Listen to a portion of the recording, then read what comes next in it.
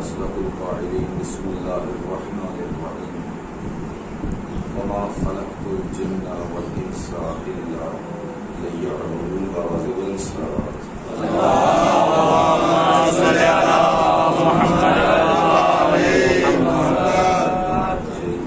نعرہ تکبیر اللہ اکبر نعرہ تکبیر اللہ اکبر نعرہ رسالت یا رسول اللہ نعرہ رسالت یا رسول اللہ نعرہ حیدری یا نعرہ حیدری یا حسینیت زندہ باد حسینیت زندہ باد یزیدیت زندہ باد آواز بلند صلوات اللہم صل علی محمد وعلی محمد۔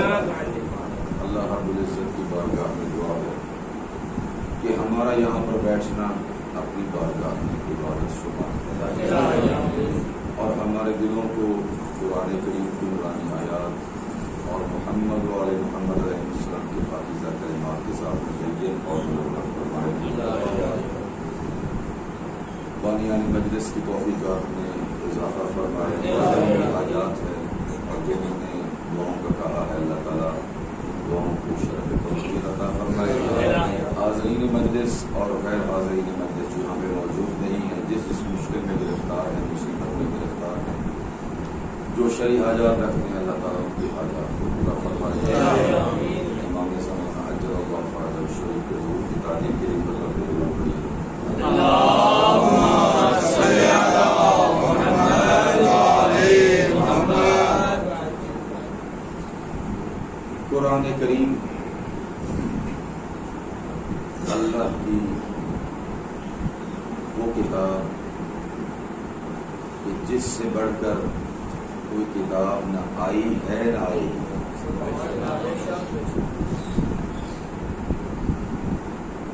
جس کو قرآن کریم کہا جاتا ہے، کیا کہا جاتا ہے؟ قرآن کریم کہا جاتا ہے۔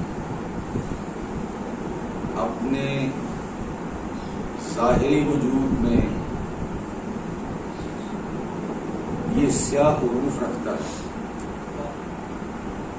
اپنے ظاہری وجود میں اس کے حرف سیاہ نظر آتے ہیں، لیکن اس کا باطن اتنا نورانی ہے سبحان اللہ کہ حضرت کہ جب قلب پہ اترا اس وقت بھی یہ نور تھا سبحان اللہ، اور تا قیام قیامت تک یہ نور رہے گا سبحان اللہ۔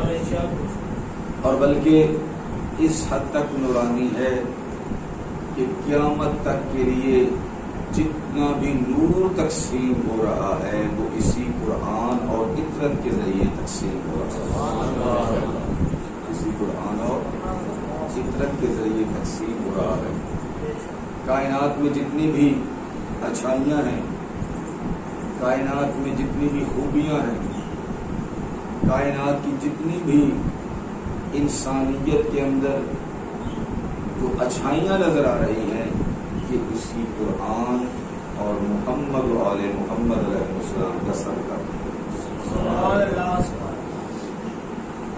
اور تمام بشریت کے لیے نسخہ نجات ہے قرآن۔ فیہ شفاء، کیونکہ اس میں اللہ نے شفا رکھی ہے، اس میں اللہ نے شفا رکھی ہے۔ شہید مطہری رحمت اللہ علیہ کا جملہ عرض کرتا جاؤں، وہ فرماتے ہیں کہ باقی کتابوں میں اور قرآن میں فرق کیا ہے؟ باقی کتابیں جو لکھی جاتی ہیں وہ بھی علمی ہوتی ہیں، چاہے وہ دنیا کے لحاظ سے ہوں یا آخرت کے لحاظ سے ہوں۔ لا محالہ علم اس میں کتابوں میں بھی موجود ہے، کیمسٹری ہے، فزکس ہے، بایو ہے یا اور علوم، اللہ عالم آج کل تو علوم کی شاخیں بہت زیادہ ہیں۔ البتہ یہاں پر یہ بات ذہن میں رہے میرے دوستوں کے، علم بھی اس کو کہا جائے گا جو نور ہو، علم بھی اس کو کہا جائے گا جو نور ہو، جو نور سے تاریکی میں تبدیل ہو جائے، وہ علم نہیں، وہ جہالت ہے۔ جو علم سے جو نور سے تاریکی میں تبدیل ہو جائے وہ علم نہیں، وہ تاریکی اور جہالت ہے، اور یہی تاریکی اور جہالت ہمارے اوپر مسلط کرنے کی کوشش کی جا رہی ہے۔ یہ تاریکی اور جہالت پورے عالم اسلام اور جہان کے اوپر اس کو مسلط کرنے کی کوشش کی جا رہی ہے۔ آپ کے امام صادق علیہ السلام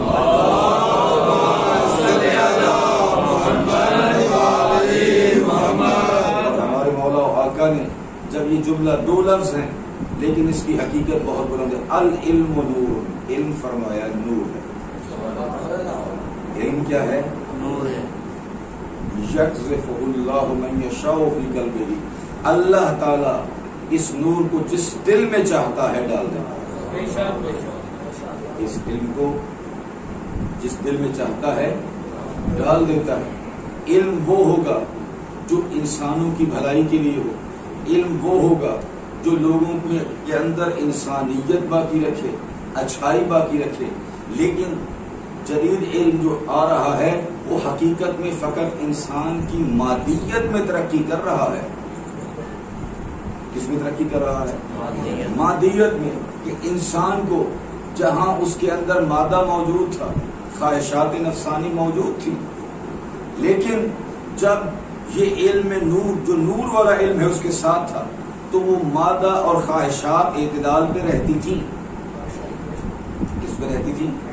اعتدال پہ رہتی تھی، وہ آگے نہیں بڑھتی تھی۔ توجہ تو ہے نا بھائی؟ علیکم السلام ورحمۃ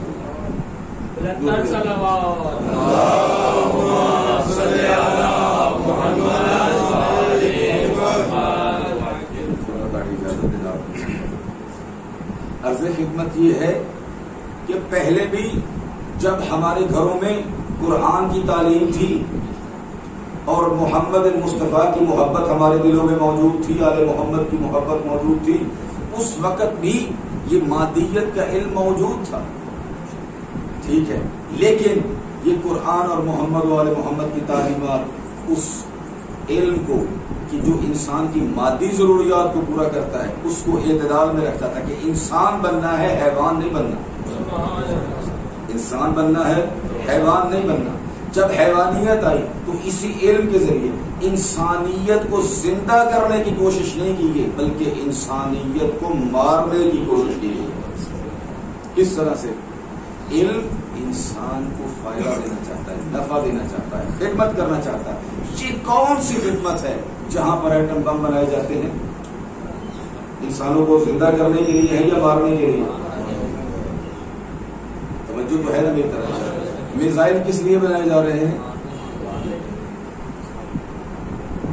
اسلام کی سوچ بہت بلند ہے، کیونکہ اس کا رب بہت بلند ہے، اس کا رب جو ہے وہ بہت بلند ہے۔ حدیث اور روایت کو عرض کرنے کے اوپر قاصر ہوں میں مجبور ہوں کہ اسلام کی عظمت کو اگر آپ سمجھنا ہے تو معصومین علیہ السلام کی روایات کو دیکھیں۔ امام محمد باقر علیہ السلام کے پاس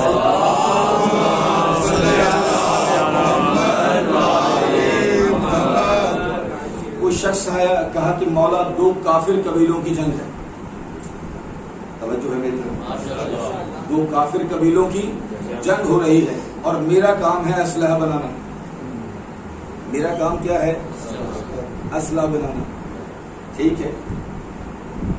تو مولا جب کافر آپس میں لڑ رہے ہیں تو ان کو میں اسلحہ بیچ سکتا ہوں، تیر، تلوار، نیزے، ٹھیک ہے۔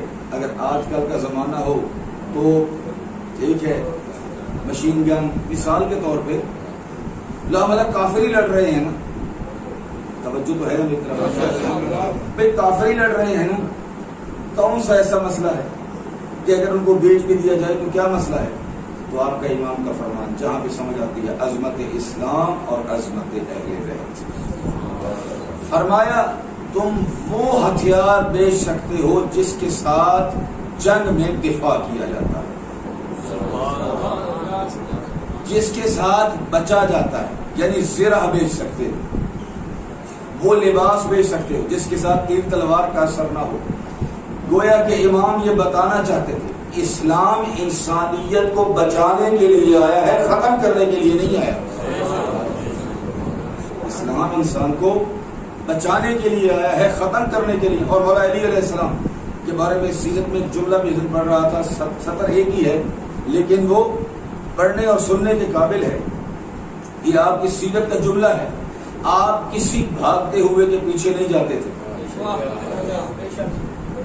جو ہے آپ کی کسی بھاگتے ہوئے شخص کے پیچھے نہیں جاتے تھے، جو اپنے آپ کو برہنہ کر لیتا تھا اس کے پیچھے نہیں جاتے تھے، جو جنگ نہیں لڑنا چاہتا تھا اس سے نہیں لڑتے تھے، نہیں لڑتے تھے، بلکہ جہاں پر مجبوری ہوتی تھی تلوار اٹھاتے تھے اور چاہتے یہ تھے کم سے کم قتل ہوں۔ مثلا اگر 2 آدمیوں کے قتل کرنے کے ساتھ جنگ تمام ہوتی تو امیر المومنین یہی جانتے کہ کافی ہے،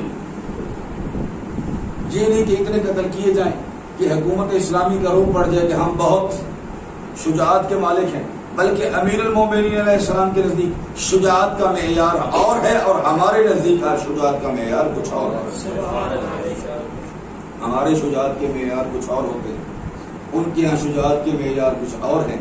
مولا علی نہج البلاغہ میں ارشاد فرماتے ہیں اشجع الناس من غلب هواه، تم میں سب سے زیادہ قوی اور شجاع وہ ہے جو اپنی خواہشات نفسانی، اب یہ اپنا جملہ ہے، خواہشات نفسانی کے پہلوان کے اوپر غالب آ جاتا ہے۔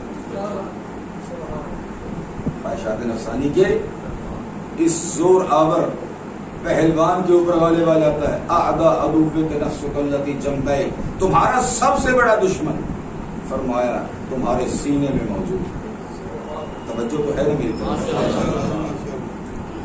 شجاعت حیدری ہے ہی اسی چیز کا نام۔ جیسے ذوالفقار کو آپ شجاعت کی علامت سمجھتے ہیں، ویسے امیر المومنین کی اس شجاعت کو بھی اگر آپ دیکھنا چاہیں تو وہ جنگوں میں نظر آئے گی، جنگوں میں نظر آئے گی کہ عمر بن عبدود کے جو 1000 شخص اور 1000 افراد کے ساتھ لڑنے والا شخص تھا، جب آپ نے اس کو پچھاڑا، نیچے گرا، روایت کے یہ جملے ہیں، سنیے گا تو انسان حیران ہوتا ہے، اس نے امیر المومنین علیہ السلام کی والدہ کو گالی نکالی۔ توجہ تو ہے نہیں، کس کو گالی نکالی؟ اور ایمان و ایمانی پنجاب پہ ہم بیٹھے ہیں، ٹھیک ہے، سادات غیر سادات، والدہ کو اگر کوئی گالی نکال دے شاید مشکل ہے اس کا بچ کے جانا، لیکن امیر المومنین ایک طرف ہو جاتے ہیں، قتل کر سکتے ہیں، دشمن اسلام اسی وقت قتل کر سکتے تھے، دشمن اسلام ہے نا، ٹھیک ہے۔ اور یہ بھی بات ذہن میں رکھیے گا، آپ کے امام کا فرمان ہے مومن گالی گلوچ اور فحش والا نہیں ہوتا، یہ بھی آپ کے امام کا فرمان ہے کہ مومن گالی نہیں دیتا، مومن کی زبان پاکیزہ رہتی ہے، ناپاک نہیں ہوتی، یا قرآن کے ذکر میں مشہور رہتی ہے یا محمد و آل محمد کے ذکر میں مشہور ہے،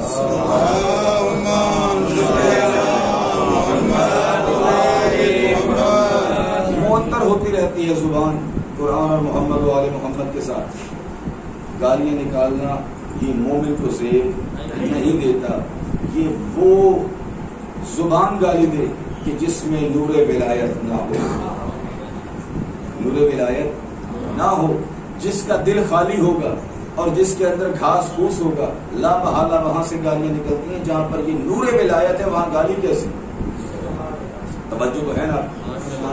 امیر المومنین علیہ السلام پیچھے ہٹ کے بعد میں جب پوچھا گیا کہ وجہ کیا تھی، فرمایا اس نے ایسا کہا، اچھا پھر آپ کو گالی ہی نہیں نکالی بلکہ آپ کے اوپر تھوک دی، کس لیے کہ امیر المومنین جلد از جلد مجھے قتل کر دے، مجھ سے برداشت نہیں ہوتا کہ میں جنگ میں مغلوب ہو گیا ہوں۔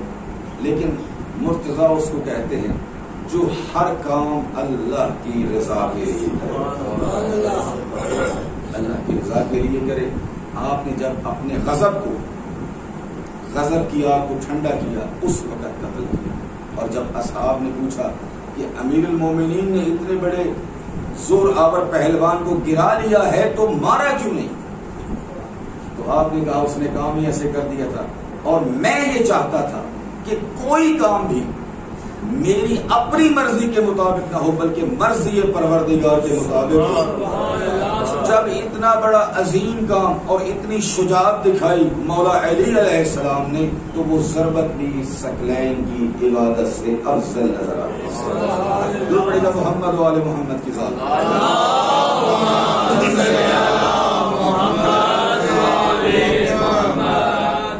نفس امارہ کو گر مارا تو شیر نر مارا.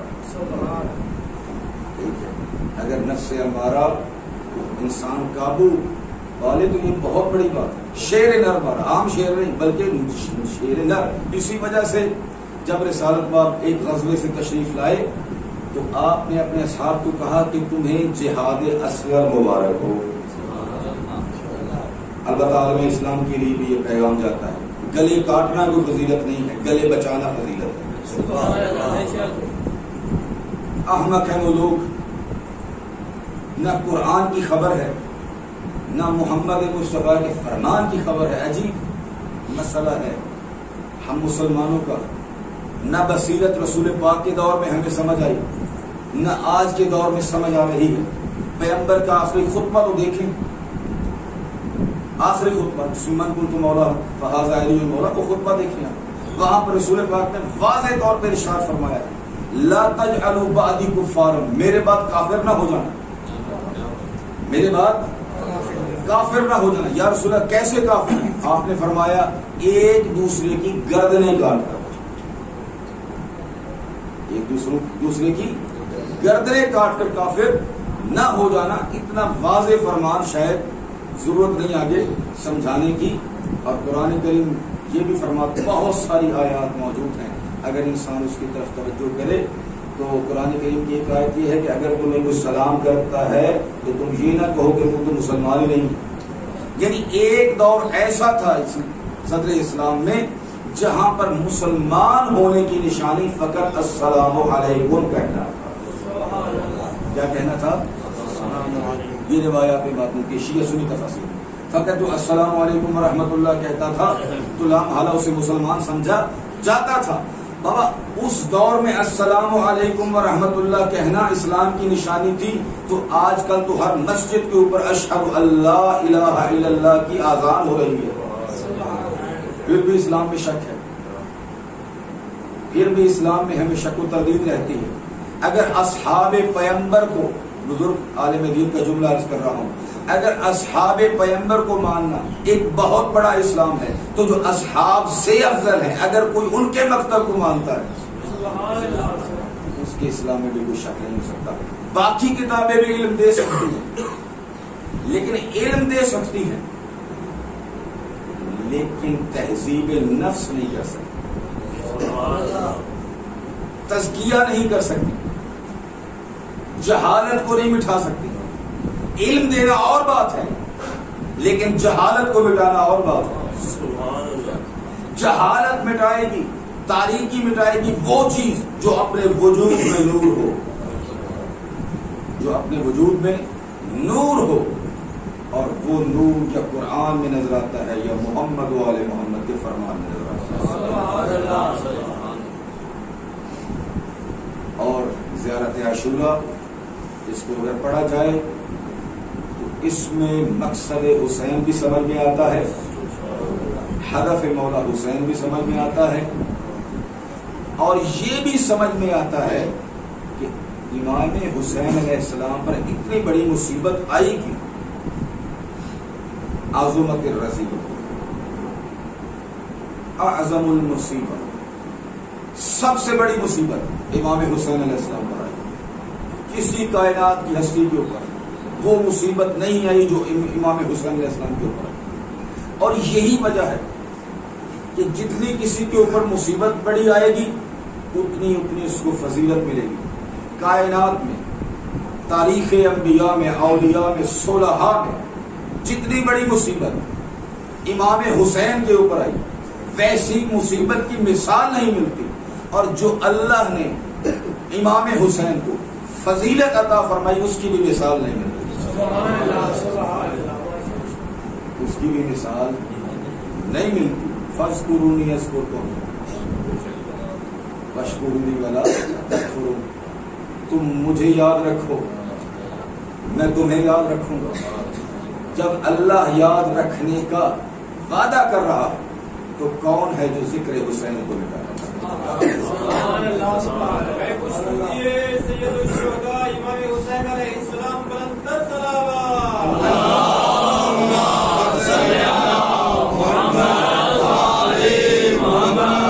ان فی بواطن المؤمنین للحسین معرفۃ مکنونہ. امام حسین کی ایک خاص محبت ہے جو صاحبان ایمان کے دل میں. صاحبان ایمان کی تاریخ آدم سے چلتی ہے تو آدم کے دل میں بھی خاص محبت تھی اور یہی وجہ ہے کہ جب امام حسین کا نام لیا تو کہا جبرائیل میرا دل ٹوٹ گیا, میری آنکھوں سے آنسو جاری ہو گئے. ٹھیک ہے, نوح علیہ السلام کے دل میں تھی, ابراہیم علیہ السلام کے دل میں تھی. توجہ تو ہے نا میری طرف. انی سقیمن, میں بیمار ہوں. روایات میں ملتا ہے کہ حضرت ابراہیم نے یہ جملہ اس لیے کہا تھا کہ جو امت محمد مصطفیٰ ان کے نواسے کے ساتھ ظلم کرے گی میں سوچ کے پریشان, میں اس کو سوچ کے پریشان. جتنی بڑی مصیبت اتنی بڑی فضیلت. عجیب محبت ہے صاحبان ایمان کے دل میں مولا حسین علیہ السلام کے لیے, کیونکہ امام حسین علیہ السلام کو اللہ نے وہ فضیلت عطا فرمائی ہے جو کسی ولی اور نبی کو بھی عطا نہیں. اور زیارت عاشورہ کا پہلا جملہ السلام علیکہ یا ابا عبداللہ, السلام علیکہ یا ابا عبداللہ. جہاں پر یہ زیارت ہے وہاں پر فضیلت بھی ہے, جہاں پر یہ زیارت ہے وہاں پر یہ فضیلت بھی ہے. اور بعض روایات کے مطابق یہ زیارت عاشورہ اللہ کا کلام ہے. باقی آئمہ کی زیارت خود اماموں سے منقول ہے, زیارت عاشورہ اللہ سے منقول ہے. کس سے منقول ہے؟ اللہ رب العزت سے منقول ہے. السلام علیکم یا ابا, جہاں پر بہت بڑی فضیلت ہے. آیت اللہ استاد حسین گنجی یہ جملہ فرماتے نظر آتے ہیں کہ یہ کنیت نہیں ہے, یہ امام حسین علیہ السلام کی عربوں میں کنیت رکھی جاتی تھی. ابو الحسن کس کی کنیت ہے؟ مولا علی علیہ السلام کی بڑے بیٹے کے اوپر کنیت رکھی جاتی تھی, نام رکھا جاتا تھا. مولا رسول خدا کا لقب ہے ابو القاسم, کیونکہ آپ کے بیٹے کا نام کیا تھا؟ قاسم تھا. لیکن جب آپ کے امام سے پوچھا گیا توجہ ہے میری طرف کہ رسول خدا کی کنیت ابو القاسم کیوں تھی؟ رسول خدا کی کنیت کیونکہ احادیث جیسے قرآن کا باطن بھی ہے ظاہر بھی ہے, ایسے احادیث کا ظاہر بھی ہے اور باطن بھی ہے. تو رسول خدا کے لیے جب پوچھا گیا کہ کنیت ابو القاسم کیوں ہے تو امام علیہ السلام نے ارشاد فرمایا کہ یہ بتاؤ علی قسیم النار والجنہ ہے یا نہیں ہے؟ علی علیہ السلام جنت اور جہنم کو تقسیم کرنے والے ہیں یا نہیں ہے؟ کہا ہے. کہا کہ جب علی علیہ السلام کا لقب ہے قاسم کہ جنت اور جہنم کو تقسیم کرنے والا, جس کی محبت کی بنیاد کے اوپر جنت بھی تقسیم ہوگی اور جہنم بھی تقسیم ہوگی. محبت کرنے والا جنت میں جائے گا اور بغض رکھنے والا جہنم میں جائے گا. کیا عظمت ہے امیر المومنین کی ایک ہستی تھی جس نے پوری کائنات کو 2 حصوں میں تقسیم کر دیا.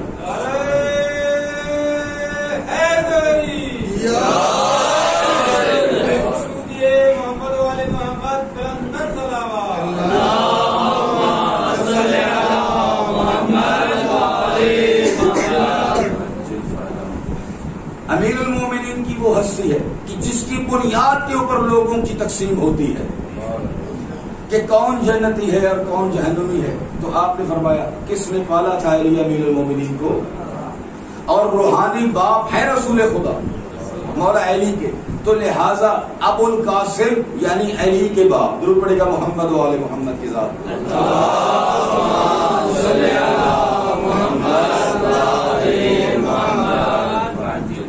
علی امیر المومنین. تو لا محالہ السلام علیکم یا ابا عبداللہ، کہتے ہیں کہ یہ زیارت امام حسین کی دنیا میں آنے سے پہلے اللہ کا یہ کلام ہے، زیارت عاشورہ. تو لہذا آپ کا بیٹا عبداللہ تھا ہی نہیں کہ آپ کی کنیت ابا عبداللہ ہو. آپ کی کنیت کیا ہو؟ ابا عبداللہ ہو. پھر جب امام حسین علیہ السلام کی ولادت بسعادت ہوئی تو مولا رسول خدا نے آپ کو ابا عبداللہ کے لقب سے یاد کیا. کس لقب سے یاد کیا؟ ابا عبداللہ کے لقب سے یاد کیا. اور پھر مشہور قول کے مطابق امام حسین کے 3 بیٹے، مشہور جو قول ہے مورخین کا 3 بیٹے ہیں، جناب علی اکبر، جناب سجاد اور جناب علی اصغر. کوئی آپ کا بیٹا عبداللہ کے نام کا مشہور قول کے مطابق نہیں، لیکن غیر معروف قول ہے عبداللہ رضی کا جو قول ملتا ہے. ان دلیلوں کی بنیاد پہ ہمیں ماننا پڑے گا کہ السلام علیک یا ابا عبداللہ ہر روز جو ہم زیارت پڑھتے ہیں امام کی، یہ ابا عبداللہ کا مطلب کیا ہے؟ مطلب کیا ہے؟ معنی کیا ہے؟ اس کا معنی یہ ہے جتنے بھی اللہ کے بندے صالحین ہیں، عبادت گزار ہیں، جن کی عبادت راہ حق میں قبول ہے، یہ ذہن میں رہے، راہ حق میں قبول ہے، ان کے پدر اور باپ کہلائیں گے تو امام حسین کہلائیں گے.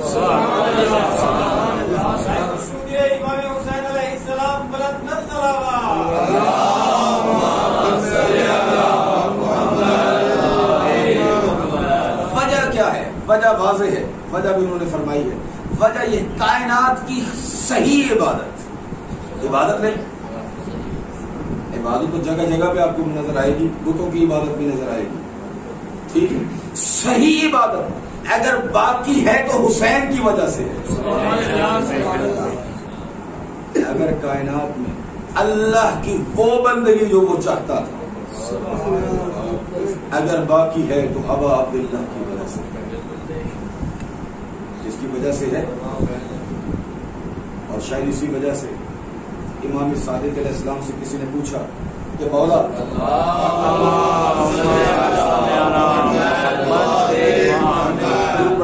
تشریف لے آئیے، درود پڑھتے ہوئے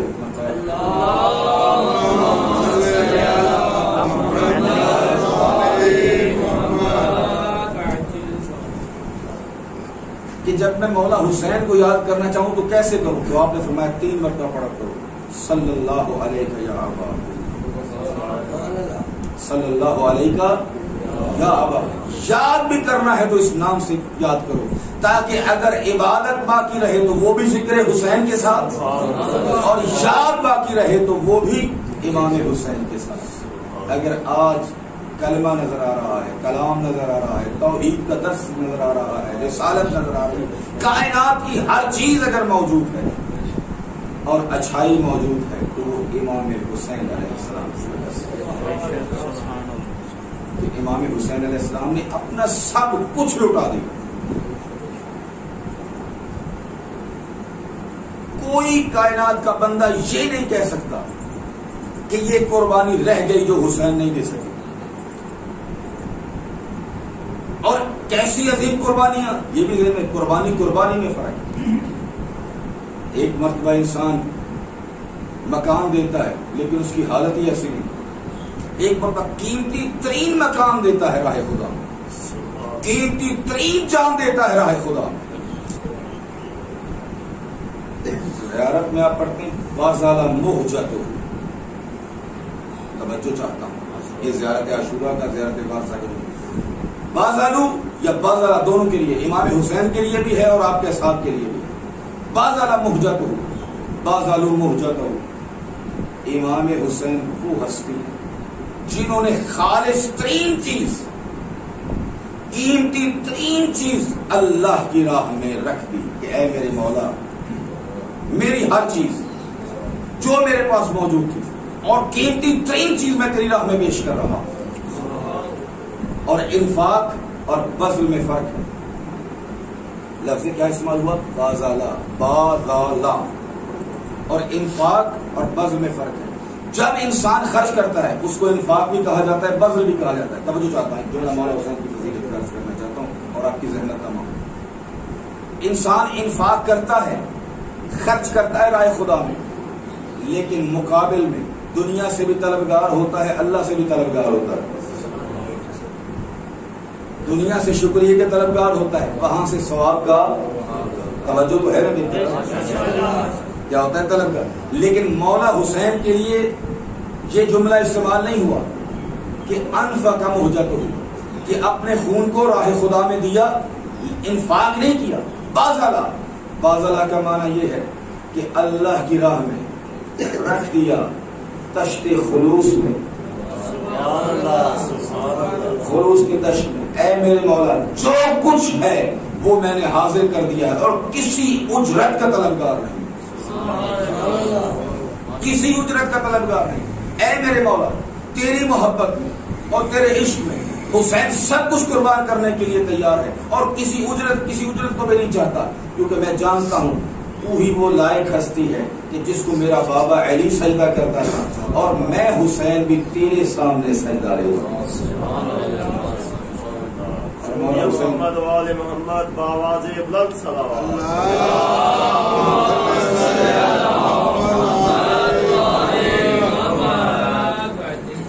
اور آپ کے وہ شعر موجود ہیں، ترکت ترن فی ہوا، اے میرے اللہ میں نے تیری محبت میں ساری دنیا کو چھوڑ دیا، میں نے تیری محبت میں ساری دنیا کو چھوڑ دیا. وَأَيْتَمْتُ الْعَيَالَ لِكَيْ أَرَاكَ، اور میں نے اپنے بچے یتیم کر دیے میرے مولا. میری سکینہ یتیم ہو گئی. آیا فقط یتیم ہوئی؟ یہ یتیمی کے آگے اور بھی مصیبت تھی. اَيْتَمْتُ الْعَيَالَ لِكَيْ أَرَاكَ، اے میرے اللہ تیری لقاء اور ملاقات کے شوق میں نے اپنے بچوں کا یتیم ہونا گوارا کر لیا. ترکت الخلق فی ہواک، تیری محبت میں حسین نے ایسی قربانیاں دی جن کی کائنات میں مثال نہیں ہے. کہاں پہ ملتا ہے کائنات میں علی جیسا کڑیل جوان بیٹا. رونے کے دن ہے جہاں پر کوئی خاص مسائل پڑھنے کی ضرورت نہیں ہے، بلکہ اتنا ہی کافی ہے کہ ایک دن کے مہمان ہیں حسین.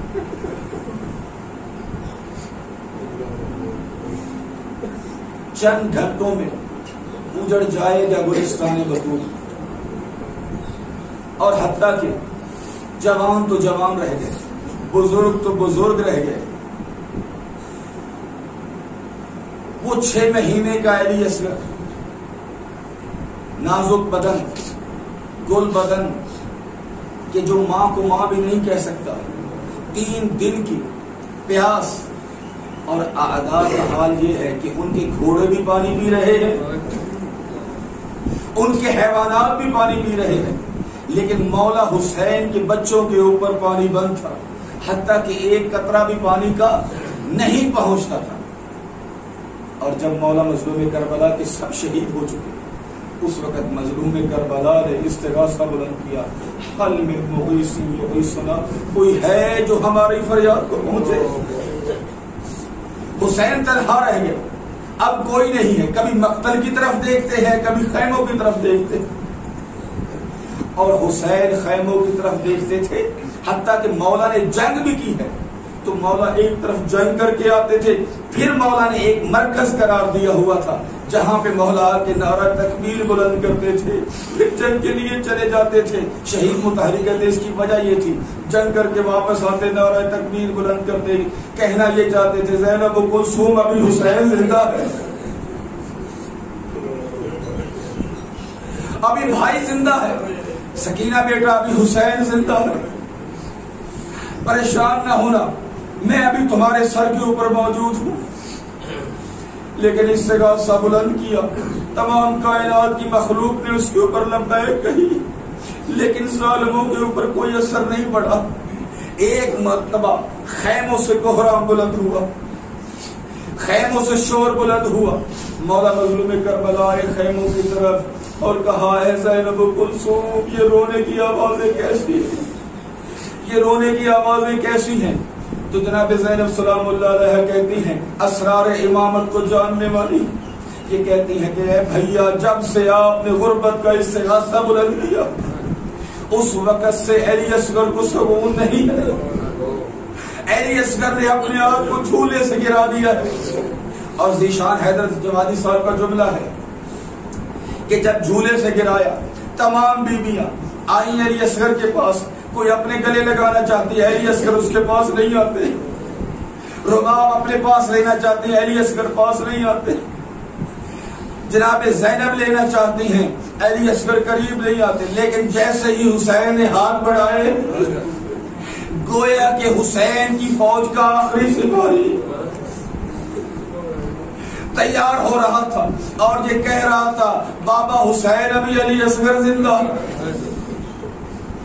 اے بابا ابھی علی اصغر زندہ ہے, آپ کی فوج کا سپاہی زندہ ہے اور علی اصغر ایسی قربانی دے گا لوگوں کو دوسری قربانیاں بھول جائیں گی لیکن میری قربانی نہیں بھولے گی.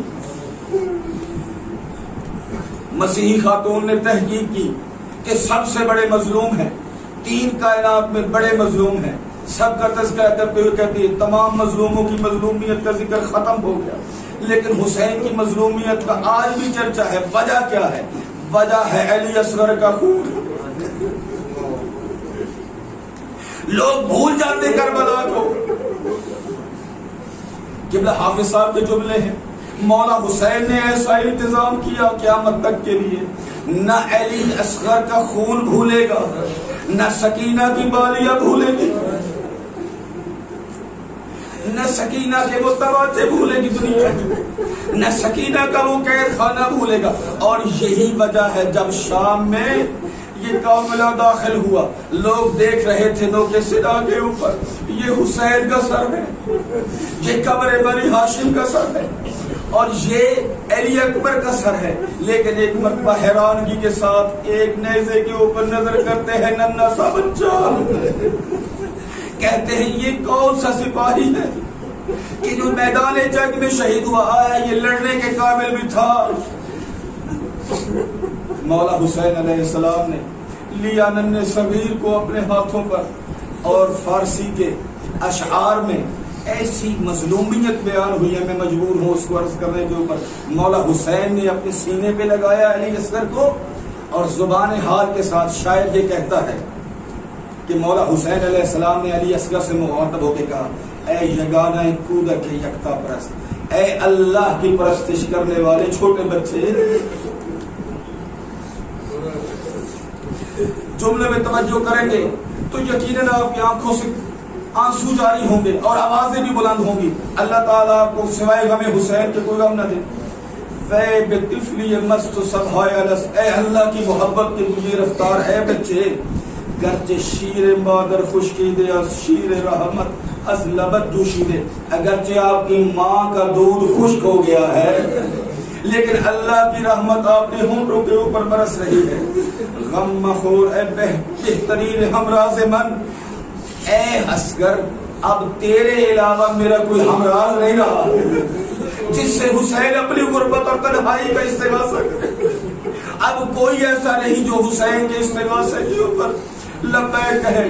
اے بہترین ہمراز من, غم مخور آخری سرباز من, او میرا آخری سپاہی اور میرا آخری مجاہد, غم نہ کر. غم مخور اے کودک خاموش من, اے خاموش سپاہی غم نہ کر. قتل گاہت می شود آغوش من, تمام جتنے میرے سپاہی تھی ان کا مقتل وہاں سپاہیوں کے سامنے موجود تھا اور تیرا مقتل میری آغوش ہوگی, تیرا مقتل میری آغوش ہوگی. اے علی اصغر تجھے میری گود میں تیر مارا جائے گا. سب کو تیر لگے ہیں, تلوار لگے ہیں, گھوڑوں پر لگے ہیں, لیکن اس بوڑھے باپ کے ہاتھوں کے اوپر علی اصغر شہید ہو گئے. غم مخور اے کودک دردی می کشم می خدم می من خدم از تیر از گلویت می کشم. اے علی اصغر غم نہ کرنا, تیرے گلے کا تیر بھی حسین اپنے ہاتھ سے نکالے گا. اے علی اصغر تمہارے گلے کا تیر, قربان جاؤ مولا آپ کے صبر کے اوپر. 6 ماہ کا ننھا بچہ در حرم زاری میں کن اکبریا, اے میرا ننھا علی اصغر پانی کی وجہ سے بے تابی نہ کرو. چوں خجالت می کشم از رباب، مجھے رباب سے شرمندگی ہوتی، مجھے رباب کے سامنے خجالت محسوس ہوتی ہے کہ علی اصغر 6 مہینے کا بچہ 2 گھونٹ پانی نہ لا کے دے سکا۔ آگے جملے بہت ہیں جہاں پر شاعر یہ کہتا ہوا نظر آتا ہے، او لعینو علی اصغر کے گلے کو پارا کرنے کے لیے تو 2 انگلیاں کافی تھی، 2 انگلیاں کافی تھی، 6 شعبہ تیر مارنے کی کیا ضرورت تھی؟ علی اصغر تڑپ گئے حسین کی ہاتھوں کے اوپر، اور حسین علیہ السلام نے جب دیکھا ذبح من الاذن الى الاذن، ایک طرف سے تیر دوسری طرف کے اوپر چلا گیا، اور حسین یہ کہتے ہوئے گئے رضاً بقضائہ وتسلیما لامرہ ان للہ و انا الیہ راجعون۔ اب جاتے بھی ہیں مولا حسین خیمے کی طرف، پھر پلٹتے ہیں، جاتے ہیں، پھر واپس آتے ہیں۔ اصل مسئلہ کیا تھا؟ کس طرح سے ننھے علی اصغر کو دکھائے، لیکن پھر یہ چاہا کہ علی اصغر کی زیارت ایک مرتبہ ماں کو کروا دیتا کہ یہ نہ ہو کہ حسرت رہ جائے کہ میں نے اپنے 6 مہینے کے لال کو نہیں دیکھا۔ جب خیمے کا پردہ اٹھا، ننھی سکینہ نے آگے بڑھ کے کہا بابا علی اصغر پانی پی آئے، بابا علی اصغر پانی پیا ہے۔ ایک مرتبہ جب مولا حسین نے ہوا کا دامن اٹھایا، سکینہ کی چیخیں بلند ہوئی، ذوالفقار کے ساتھ قبر کھودی گئی اور گرم ریت آل محمد کے پھول کے اوپر ڈالی گئی، اور حسین یہ کہتے ہوئے اٹھے، ننھی سی قبر کھود کر اصغر کو گاڑ کر، شبیر اٹھ کھڑے ہوئے دامن کو جھاڑ کر۔ ماتم حسین۔